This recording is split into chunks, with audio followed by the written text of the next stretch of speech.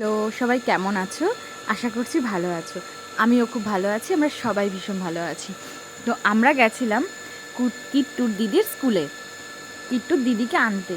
বিশ্বাস করো, ওখানে গিয়ে না আমি সত্যি অবাক হয়ে গেছি যে আমার ছেলের জন্য এত মানুষ অপেক্ষা করছিল, ওকে সবাই এত ভালোবাসে। আসলে ওর গল্প শুনেছে আমার বোনের মুখ থেকে।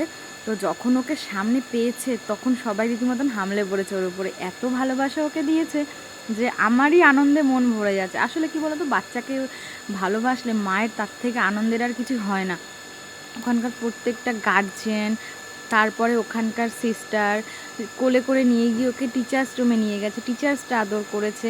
মানে এত আনন্দ হচ্ছিল যে হ্যাঁ, ওকে দেখার জন্য ওরা অনেক দিন ধরেই ওয়েট করছিল।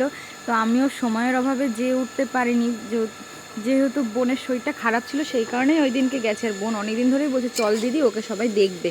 তো যাওয়ার পরে দেখতে পেলাম যে হ্যাঁ, ওকে এত মানুষ ভালোবাসা দিয়েছে, সত্যিই ভাবতে পারিনি যে এত মানুষ ওকে ভালোবাসা দেবে।